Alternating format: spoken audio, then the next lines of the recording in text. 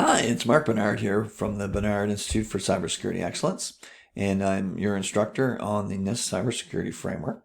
And today we're looking at the course is Identify. So this is the first module of the NIST Cybersecurity Framework. And then within that we have several lessons. There's 6 lessons. This is the final lesson in this module. It's on supply chain.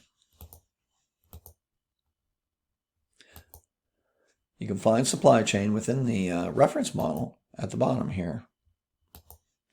We're going to take you from initial understanding of the NIST Cybersecurity Framework and this particular control area on supply chain, and we're going to lift you up, bring your skills up to a level where you can actually apply this knowledge, hopefully in your current job or maybe in a future job. As you use this knowledge over and over again, you're going to build new tools, new skills. You're going to be able to troubleshoot problems, and you'll be able to do auditing as well. The goals within the supply chain are as follows. Goal number 1, cyber supply chain risk management processes are identified, established, assessed, managed, and agreed to by the organizational stakeholders. And stakeholders are generally the people within your organization who have some responsibility or accountability for managing the supply chain, or they might have some interest in that. So you'll have to identify who your stakeholders are. Goal number 2, suppliers and third-party partners of information systems, components, and services are identified, prioritized, assessed using cyber supply chain risk assessment process. Goal number 3, contracts with suppliers and third parties or partners are used to implement appropriate measures designed to meet the objectives of the organization's cybersecurity program and supply chain management. Cyber supply chain risk management. Goal number 4, suppliers and third-party partners are routinely assessed using audits, test results, or other forms of evaluations to confirm they are meeting their contractual obligations. So we're going to talk a lot about that.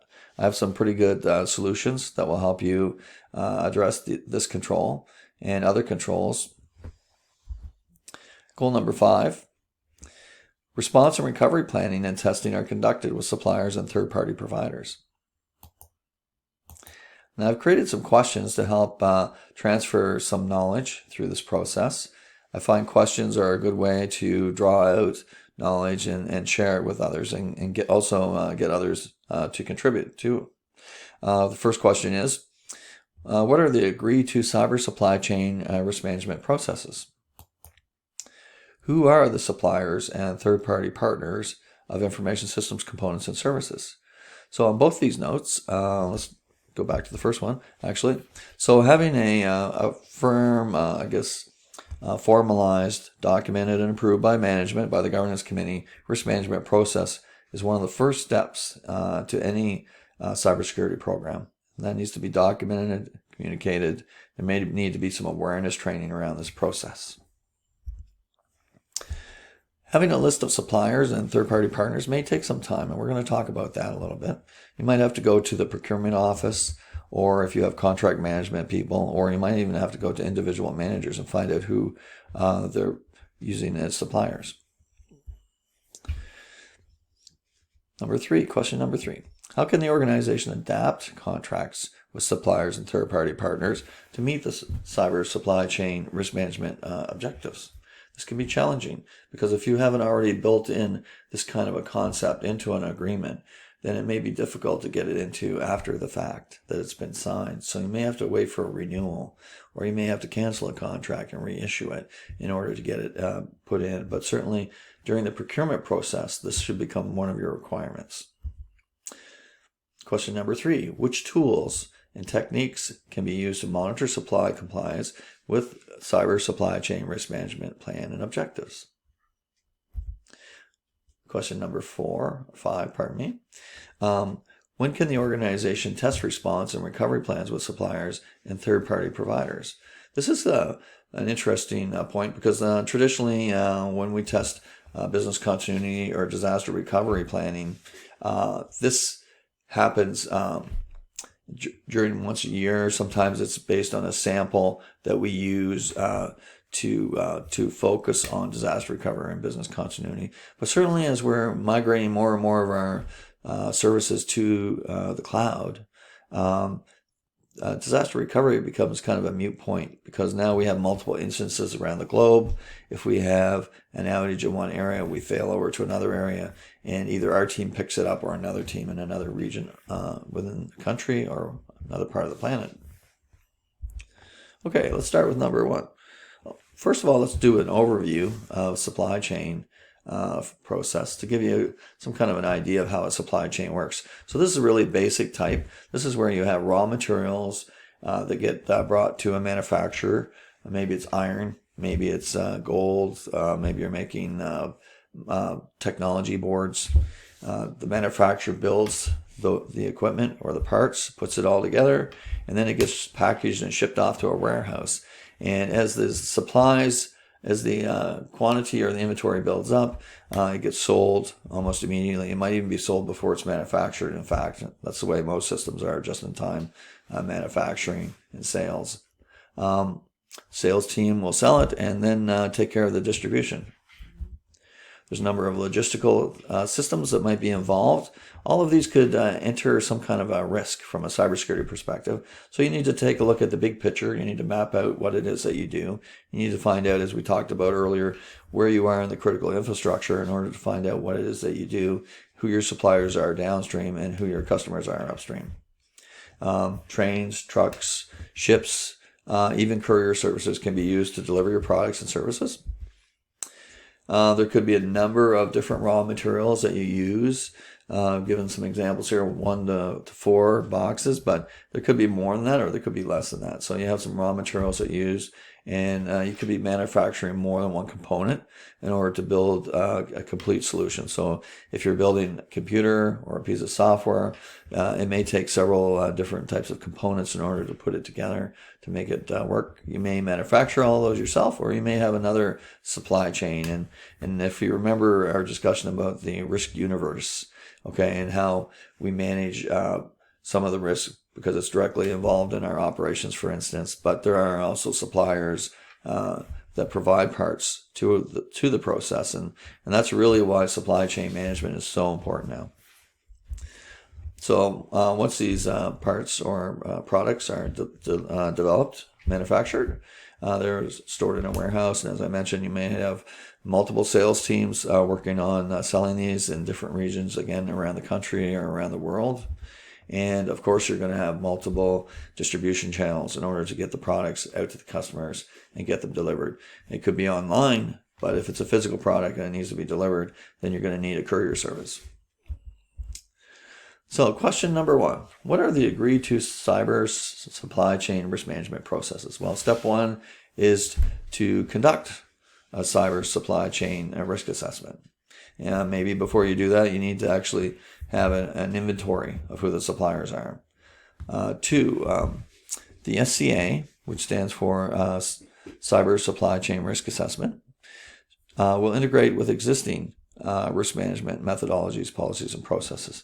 So you may have an overarching risk management policy, which we talked about in an earlier lesson, that sets the appetite for the risk, so that when we do the calculation for the risk, we understand how to prioritize it. So what things need to be addressed when. And we're going to talk about that in a few minutes, because we're going to go over in a little bit more detail the service goals.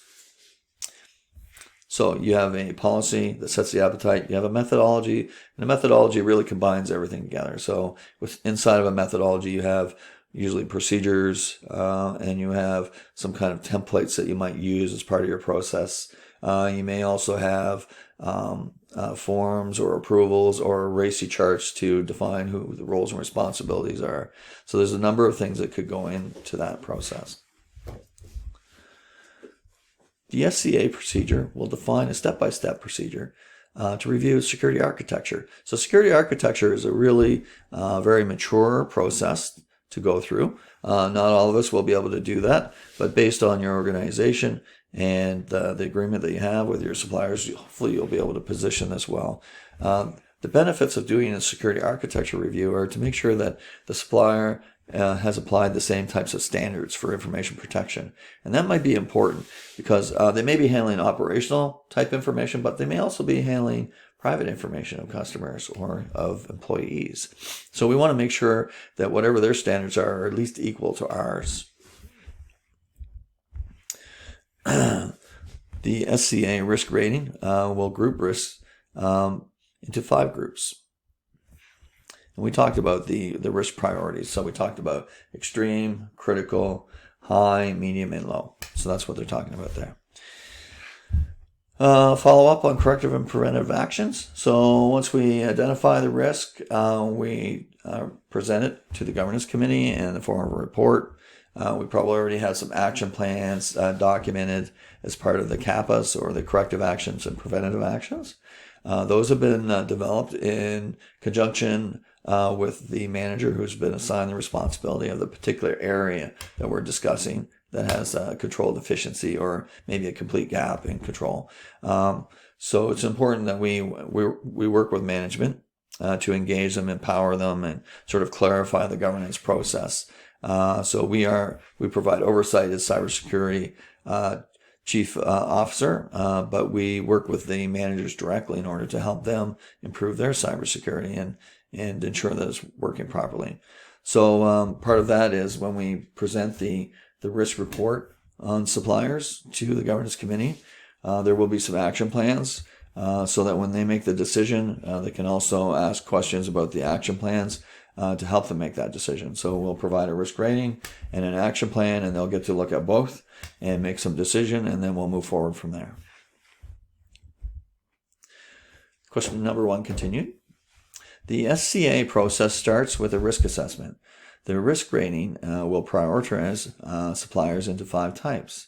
These types will determine which annual SCA program the supplier will be assigned to. So this is important. This is another very mature approach to dealing with suppliers. So we don't have to do the same type of risk assessment for all of the suppliers. For example, when I worked for a Fortune 50 bank, we had over 4,000 suppliers and brokers. It wouldn't be possible for my team to do a complete risk assessment of every supplier once a year. That would be a huge task. It would take a very large team actually to do that. Not impossible, but just not practical. So what we do is we do a risk assessment to determine which of the suppliers are on our critical path. So if we have to provide a service or a product to our customer, we want to know which supplier it is that we have who is probably more important than the other one. So we want to try and prioritize and rank them. And we do the risk assessment process to do that. And here's what we come up with. So we have type 1 suppliers. For type 1 suppliers, because they're not that important, they're important to us as an organization, but maybe, for instance, they provide forms or something that we may have a stockpile of, or we produce electronically, so they may not be that important. They might help us design it or change forms, stuff like that. So they might only require a remote assessment. So we might send them out a questionnaire, ask them to fill it in, and then we'll provide some feedback on the questionnaire and follow up with them. Type 2, again, a remote assessment plus maybe something else. And you can see that there's a risk rating here. So if we go back, you can see that we've calculated the risk is 0 to 29, so it's low for type 1. For type 2, it's risk rating 30 to 59. Okay, and these suppliers will be required not only to do the risk assessment, but they'll also be required to provide some sort of evidence that that what they're saying is actually based on fact. Type 3, a remote limited assessment. They have a risk rating of 60 to 79. They're considered to be high, but high is not the top end of our scale. We have a 5-point scale, so high is actually the middle ground. Suppliers in this type are required to provide evidence of the standard audit. So we might want to do some kind of an audit, or we want them to provide proof that they've done an audit, such as an SSAE 18 or an ISA 3408, in order to determine whether or not they've had some type of external review of their controls or integrated control framework. We just ask them for a certificate of that would be probably sufficient.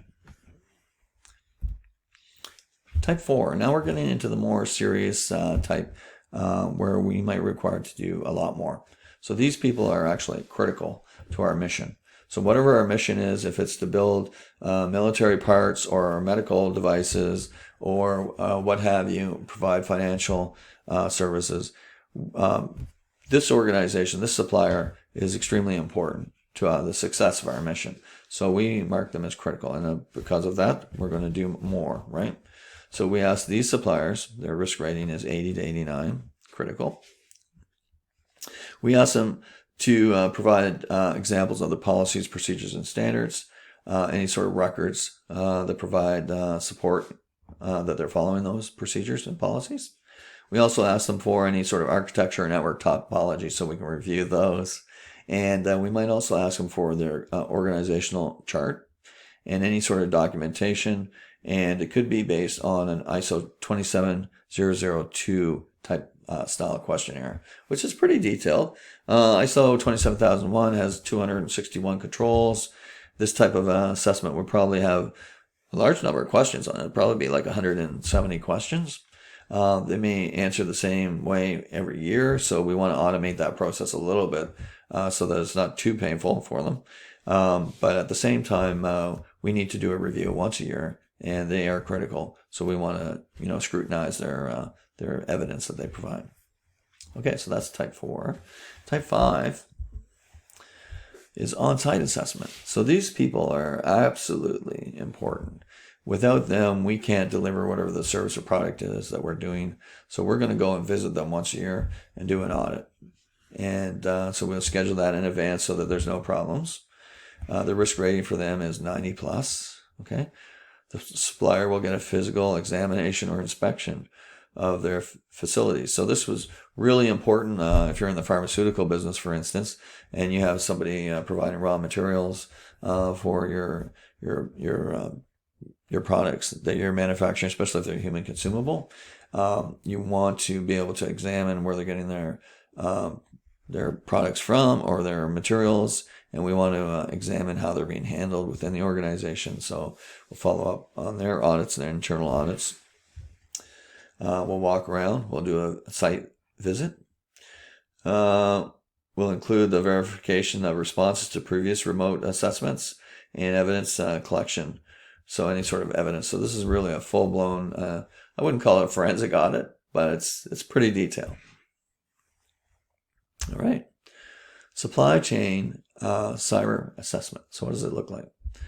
So we have a supplier and the supplier list, and we review the supplier list and we rank them. So we do an assessment based on what it is that they deliver and how they participate in our supply chain. And we look at their security architecture to see how they've applied the security controls. Type 1, as I mentioned before, could be based on an ISO 27001 audit. And that's SCA. Again, it's Supply Chain Cyber Assessment, SCA. Okay. There could be a type 1 or a type 2. So let's take a look at both. Also, there's an SSAE 18 audit. So we may actually ask for the SSAE 18 report, or we may ask for some kind of evidence that shows that they've complied or they're conformant to that standard. And it's been independently audited because that's a big thing, right? Okay. Type 4 is a 27002 type audit. Well, again, ask them for evidence that they've complied with the framework, the security framework that's listed in ISO 27002. And type 5, finally. So this is critical and extreme. Type 5 is extreme. So we're going to actually fly there and do a site visit. So these three require more hands-on. Type 1 and type 2. We're going to give them a questionnaire, and they're going to fill in the questionnaire, and it's going to be weighted so that they can calculate what the risk is, and then they're going to send that back to us. Okay? Type 3, 4, and 5 are a little bit different because we're going to actually do a risk calculation based on what they provide. And again, it's a 5-scale system. And we're going to look at risk ratings 80 and above need to be addressed immediately. and anything 79 and below may go into a continual improvement plan that we'll follow up with. This is the risk Rubik's Cube. This is used for the weighted self-assessment. So there is a scale in here. It's kind of hard to see on the screen, but basically it starts from 1 and it goes up to 25. And if they score anywhere in the red, then we're probably going to have to do a follow-up with them. Now, risk rating and above, 80, they go into a risk treatment plan, and 79 and below goes into a continual improvement roadmap. Okay, and this can be recorded in some kind of a risk assessment database in order to track and follow up on. The risk treatment plan would be reviewed every time you have a governance committee meeting. Whoever is responsible for your cybersecurity program will be updating this risk treatment plan, following up with the managers who are responsible to take care of these items, these tasks, and reporting back to the governance committee.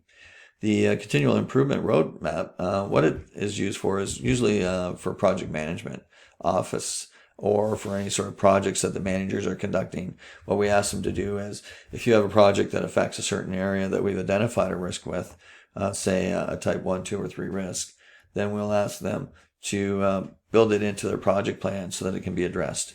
And if it can't be done that way, then what we might do is we might build a project for continual improvement to address a bunch of the items that are on that list, on that roadmap. Okay, question number 2. Who are the suppliers and third-party partners of information systems and components that we're looking at, that we're talking about? Okay.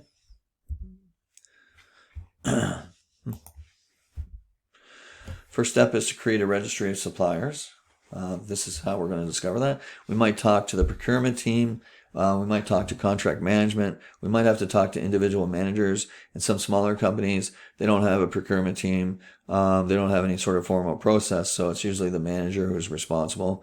Might even talk to finance and ask them, who do we have open contracts with? Okay, key data points include, and these are the things that you want to include in your database or your registry of suppliers.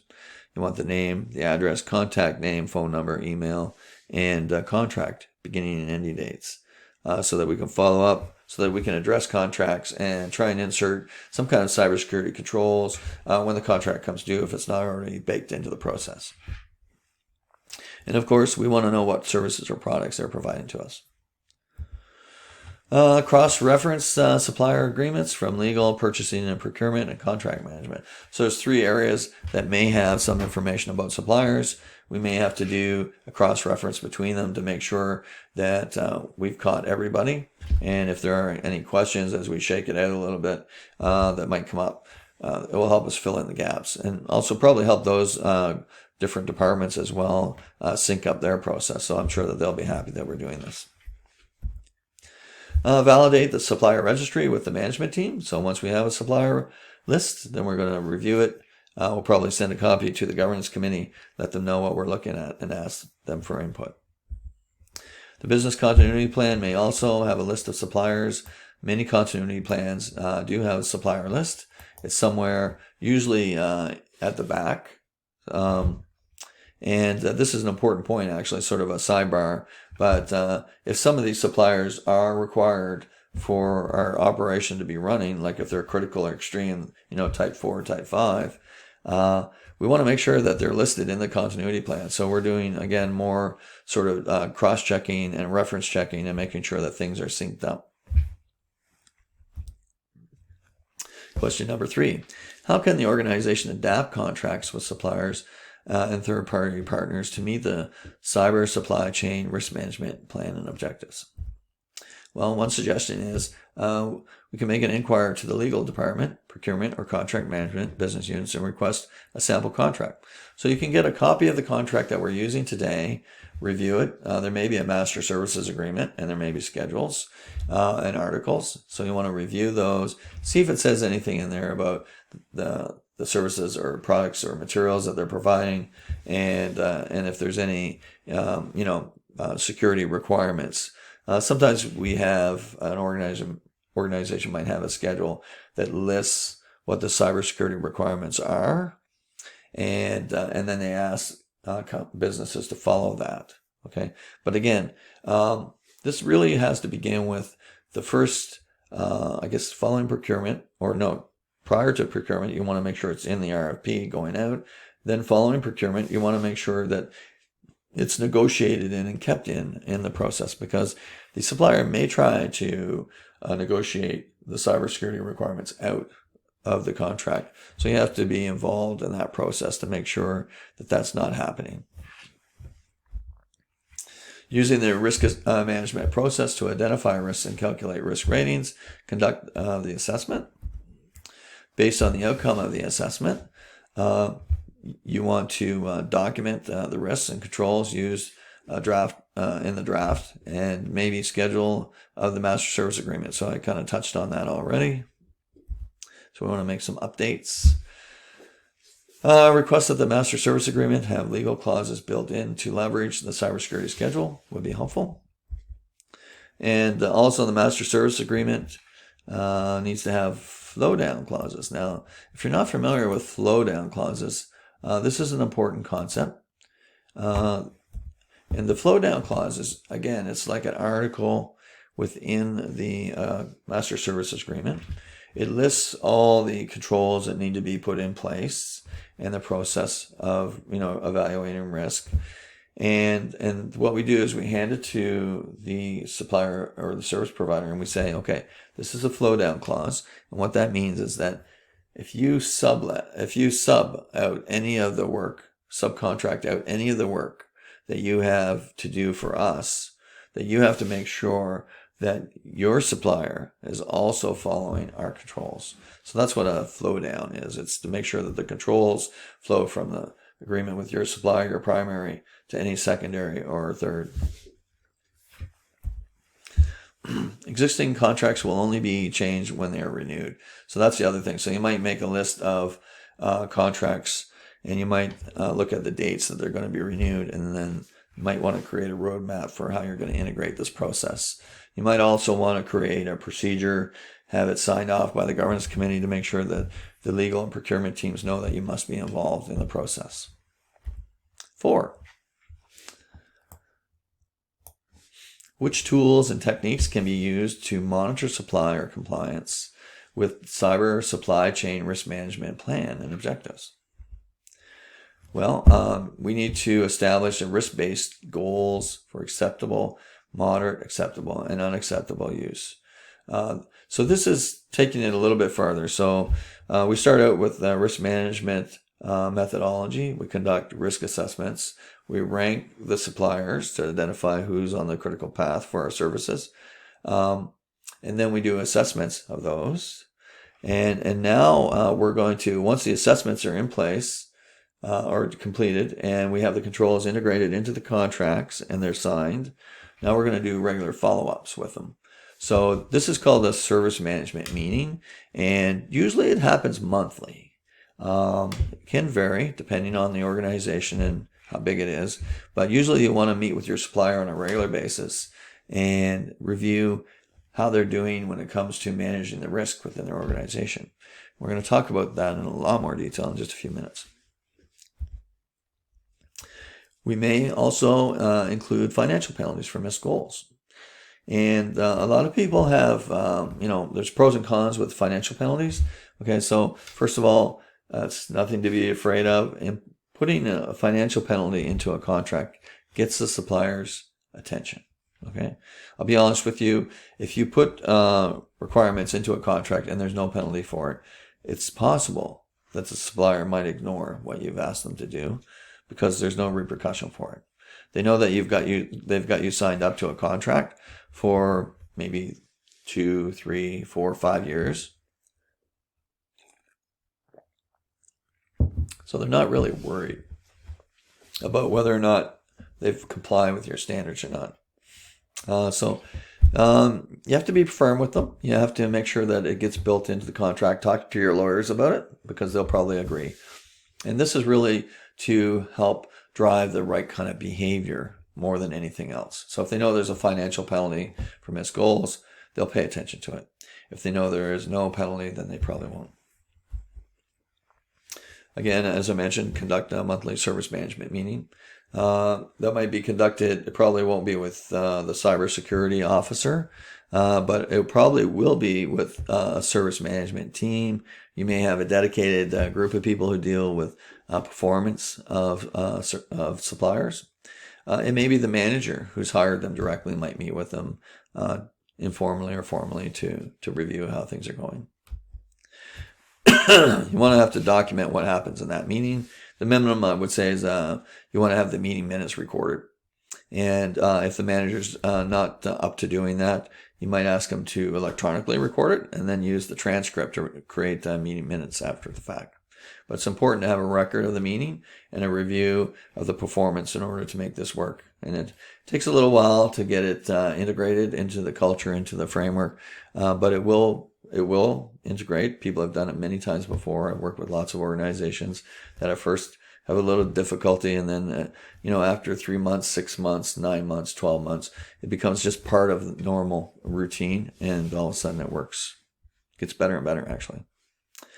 You might also want to schedule that annual cyber assessment. So you might want to do that on an annual basis. So if you're updating your tactical plan for the following year. So we're in 2020 now. If you're updating it for 2021, you might want to update all your schedules and then communicate it out, so that if there's any conflicts that you find out about them early, and then you can address them, right, and get things to work. Adopt the flow down clauses for cybersecurity service providers. So this is important. Flow down clauses are very, very important, especially if you're dealing with GDPR or anything like that. Which tools and techniques can be used to monitor supply compliance with cyber supply chain risk management objectives? So what kind of tool can we use? We could conduct a supply chain cyber assessment during new supplier assessments annually after a supplier has been on a contract for a while. So we can do it during the new supplier assessment. So, and what we mean by that is if we're doing a procurement exercise, we're going to put out an RFP, we're going to get a bunch of bids in, then we might want to evaluate their cybersecurity readiness, right? Of course, you will have to have included any cybersecurity requirements in the RFP before it gets put out on the street, as we like to say, in order to make sure that those are addressed. But any type of new agreements that come in, you should be on the list of people, distribution list, who have to review it and make sure that it's going to meet the cybersecurity requirements. And then, of course, annually after the fact. So after the contract has been signed, then we're going to review it over and over again. You might have a monthly secure service management meeting. It could be independent from the service management meeting, could be part of it. And then you have the annual assessment, of course. Which tools and techniques can be used to monitor supplier compliance with the cyber supply chain risk management plan and objectives? You could establish cybersecurity supplier goals based on their risk management methodology and process used to calculate risk. I think it's better if it's risk-driven. If it's kind of a fixed goal, it's very difficult to manage because either they miss it or they hit it kind of scenario.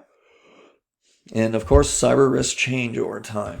So if there's a cyber exposure, like let's say 0 day, and the supplier doesn't think that it's important, they may not address it right away. But if we build in a sort of a risk management approach to evaluating the threats, so that they have to get on board with that, and then maybe we provide some communication or some awareness training so that they understand how we do the risk assessments, then they're more likely to use it, right? And following a risk-based kind of thinking approach for both, of course, the customer and also the supplier is very important to the success, to make sure we're, talking about the same type of incidents and that we're addressing the incident the same way on both sides of the agreement.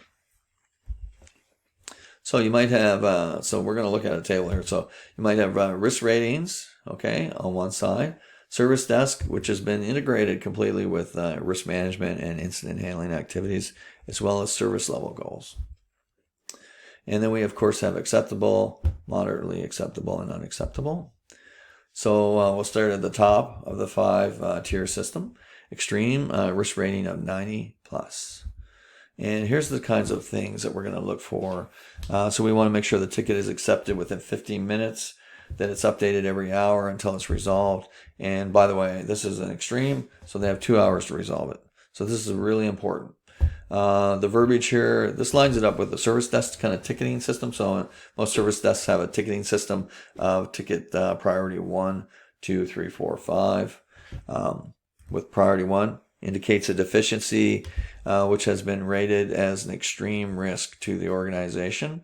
That's caused either by the supplier or by the primary organization, but we're talking about suppliers today.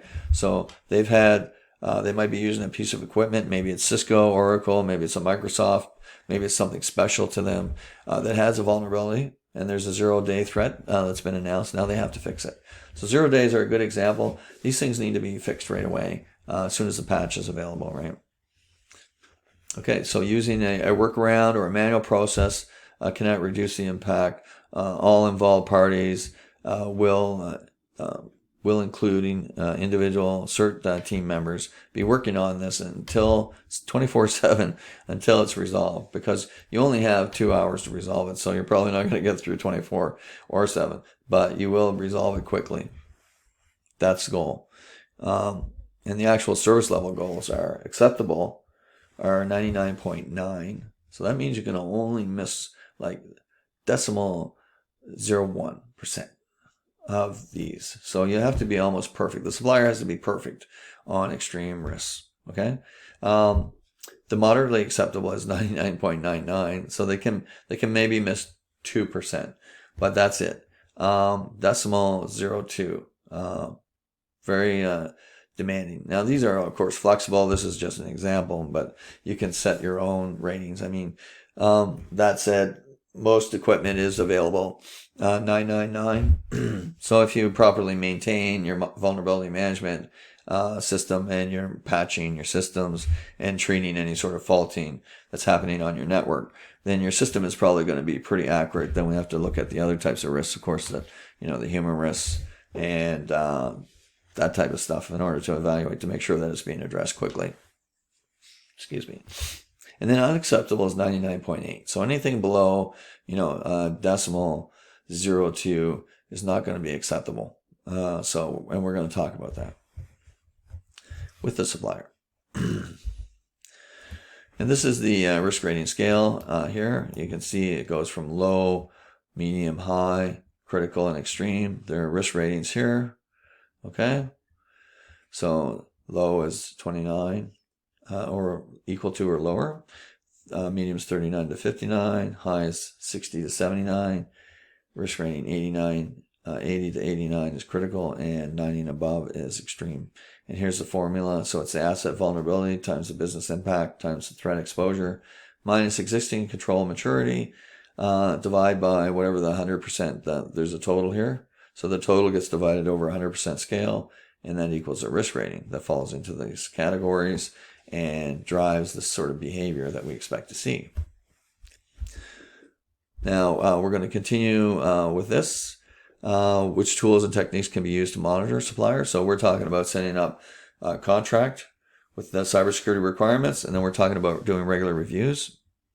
We want to establish the goals and share the risk management process so that they understand what we're doing. This is the critical level. So this is 80 to 89. So they have a little bit more time here. This is the important information here. Ticket is accepted in 30 minutes. Ticket is updated every 90 minutes until resolved, and the target resolution is 4 hours. Okay, so that's the important part. And of course, we have the same level of expectations when it comes to the service level goals. So 99.9 and 99.99 and 99.8. Then we talk about ticketing systems. So this is an important point probably. Sometimes you have, if it's a critical or an extreme supplier, you probably have a very closely integrated system. So you may actually be sending tickets or issuing tickets over the network on their system. Or you may be writing tickets in your ticketing system, and it might be synced with their system or transferred to their system. There's a number of different ways that you can automate this process to make it work. properly. So the next level down is medium, and this is called a high risk, rather. So this is 60 to 79. This is in the middle of the risk ratings. And the important part here, again, this is a priority 3, so not that important, but still important. We still want them to accept the ticket in 5 days. And when they accept the ticket on the system, we can run a report against the service desk and see what tickets are open and what are closed. And we can also, the ticketing system will also allow us to analyze the gaps in the time frames that it takes to pick up tickets, open them, and resolve them. So this is something we can actually generate a report on when we have our meetings with the service manager from the supplier and review that report with them and discuss this. Tickets are updated every 4 hours, and the target resolution is 10 business days. So, 10 business days, 2 weeks, we're going to fix this, whatever this risk is. Again, the OLA goals are the same here. So that's objectives for service levels. And this is a medium, so it falls right into here.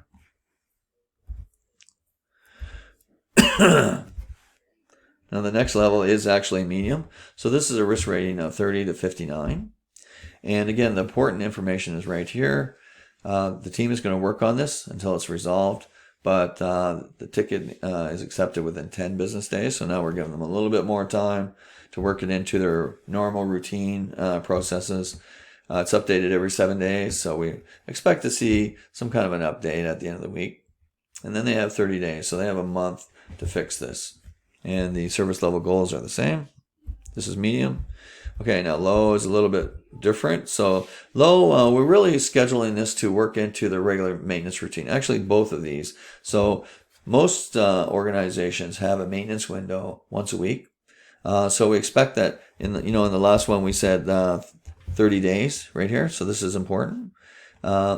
30 days should give them enough time to resolve whatever the risk is. So if there's a patch that needs to be downloaded and installed, they should be able to grab that, assign it to an engineer, okay, and say, engineer, we need to test it first, make sure it's not going to break anything. And then we need to set it up for deployment on the next change window or the next maintenance window. And if we miss it the first time, we should be able to catch it the second time. But certainly within 30 days, this should be able to be resolved. This one is a little bit different because we give them 90 days. And 90 days, we do that for a reason, because some of the major manufacturers of infrastructure, such as Oracle, ERP systems, they only provide patches every quarter. So every 90 days, they provide a bunch of patches. Could be 200 or 300 patches, right? So these need to be tested by a business analyst and some programmers and maybe some engineers in order to make sure they don't break anything. So we might put them in the sandbox, put them in our prototyping environment, and have testing done to these systems to make sure. So we want to give them lots of time to receive these. And so by the time they receive it, the clock starts ticking. It's a priority 5 item. Okay, they're supposed to work on this until it's resolved. We want to get updates during the service management meeting. So we expect the ticket will be accepted, and then we expect to get updates during every service management meeting. And then we expect this will be resolved within 90 days. And again, the operational level agreement here is, acceptable 99.9, medium 99.99, and unacceptable 99.8. So they have 2% to fail.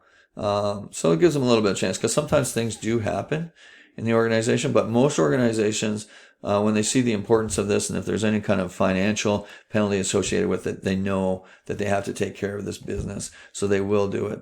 Okay? So this is a good approach, 5-scale system, lots of room for flexibility. Make sure it's incorporated into the contract with the supplier. Make sure that they understand how to work it and how to do the calculations as well. Okay, question number 5. When can the organization test a response and recovery plan with the third-party provider? Recovery response testing is conducted in real time. So welcome to the digital age. It's the cybersecurity world here that we're talking about. And this is the NIST Cybersecurity Framework. And we're talking about every time there's a failure or something happens on the network, we get some kind of a report. So tickets go into the service desk. There's been an outage or a failure. There's a team that's been assigned to resolve it. So we're always doing testing all the time. So our response time, much like that 5-scale service risk rating integrated with incident handling and service management tables that we just looked at, the same applies here. So we expect that if there's an extreme or a critical issue that gets broken in the network, that's addressed right away. And we also expect that if it's not as important, it's a little lower risk, that it'll be worked into the normal routine of the operation. And how we test these things, we might see a ticket being issued, some kind of ticket number. It's got a priority rating, risk rating number, and then it's been issued and accepted. So these are times of the day that they've been accepted, and we're keeping track of how much time it takes to actually resolve it. So they're plus minus, so they're actually plus. So they're over like an hour on this priority 1 item. And now we have a record of that in our service desk. So if you build it properly and you implement it properly, you'll get the kind of results out. You'll be able to automate a lot of the cybersecurity management framework in order to make it more streamlined for your business. And here's some other examples as well. So these are priority 1 and 2 items measured in hours. So you can see that they've received it and closed it down. And they're actually under time. So they closed this priority 2 item fast, right? So it was easily resolved, and they get a bonus for that, right? Well, not actually, but they will get some nice words from the service manager to say that, nice job, keep up the good work, right? Okay, now we have other items too. Let's talk about priority 3 items, for instance. In this one here, you can see it was received and closed within the time. So again, they saved time on this one. They saved time on this next one on priority 4. And on priority 5, they missed it completely. So this does happen sometimes. Sometimes we can't fix something right away. Now there are provisions within the risk management methodology. If we have, for instance, risks in our environment that can't be readily resolved, they could go into a risk registry, but that's not really the right place to put them. So the right area to deal with this is within the risk management methodology there, or in the policy, there is an exception or an exclusion. It's more like it's a time-bound exclusion. So, and we write them up and we have the manager sign off on them, so the governance committee. So when we do our audits, or when we have an external auditor coming in and they say, whoa, wait a minute, there's someone's missed their cybersecurity goal here for service. And we'll say, well, we have an exclusion, right, written up for that. And we're going to review that on an annual basis to make sure those exclusions get closed down, because exclusions don't go on forever. It's just a temporary period. So this risk here, there may have been some kind of a problem. Maybe we're getting in new equipment. Maybe we're going through a mergers and acquisition and we have an exposure here that we're aware of. Okay, so the governance committee knows about this and they sign off on whether or not we accept the exclusion. Again, time bound. So we're going to follow up with them. They know that. Okay, so we have some practices. Now, normally when I do workshops or seminars, I have practice time. This is really important because a lot of what we've been talking about are how we can comply with the NIST Cybersecurity Framework and the different controls in it. But really, truly, in order for people to fully understand, they really need to apply it to either their current situation or the scenario. So we asked them to do an exercise, and the part of this exercise is to build a list of registries. So maybe in this process, it could be factual based, it could be maybe not factual based.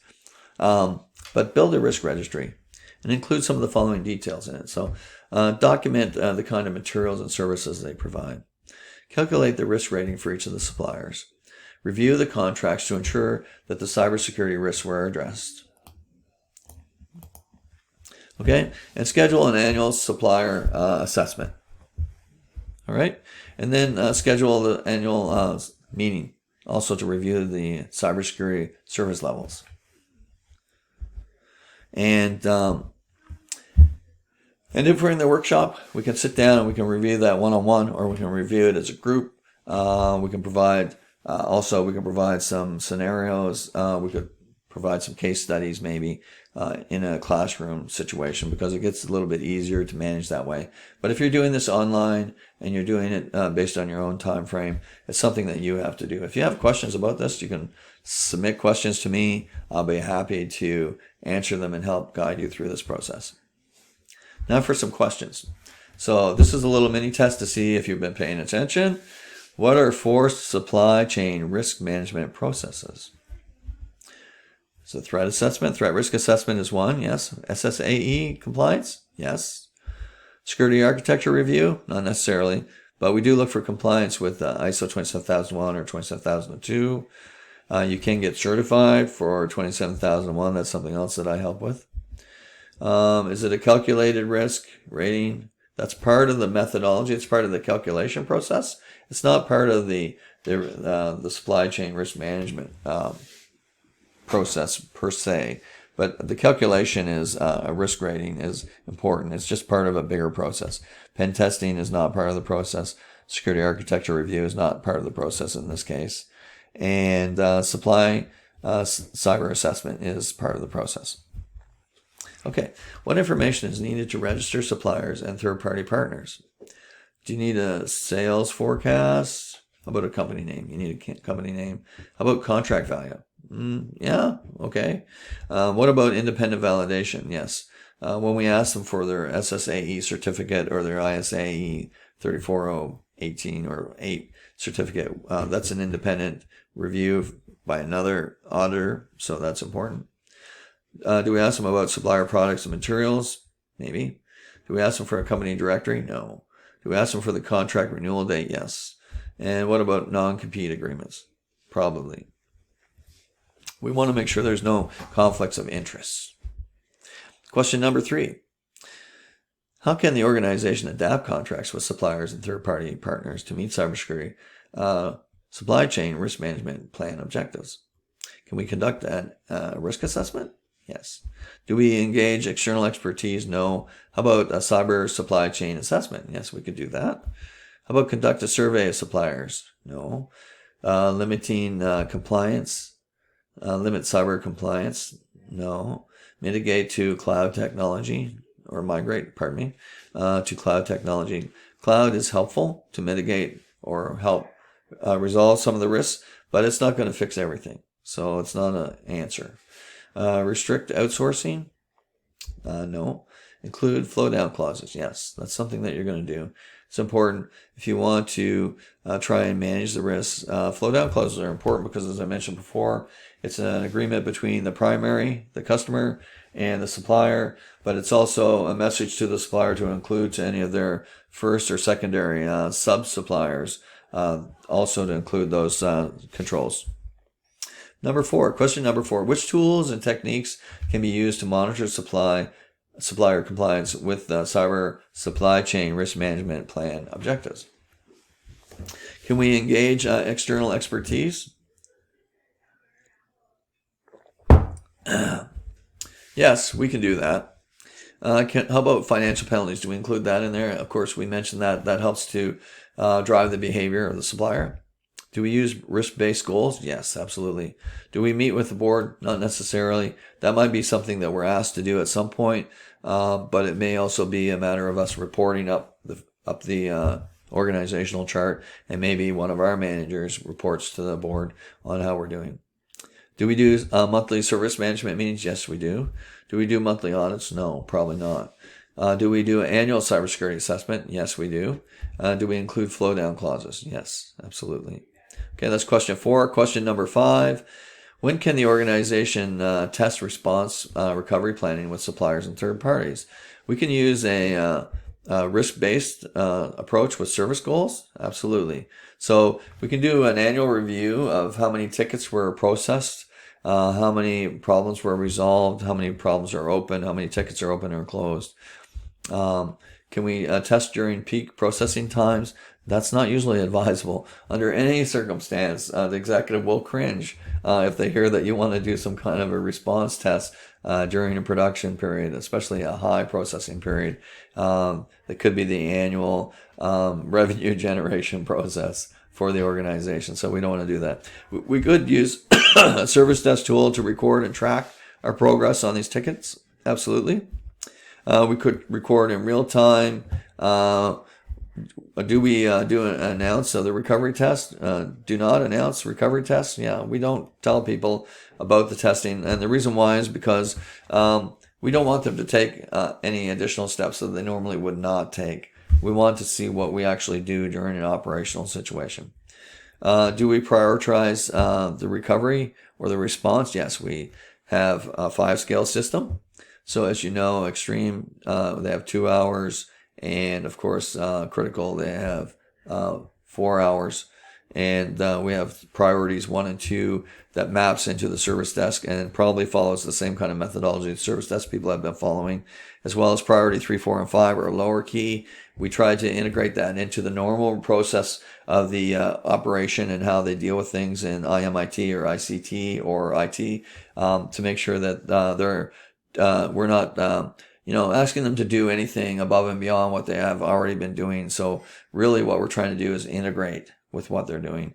So we give that flexibility. Do we use production systems? We try not to, but it can happen.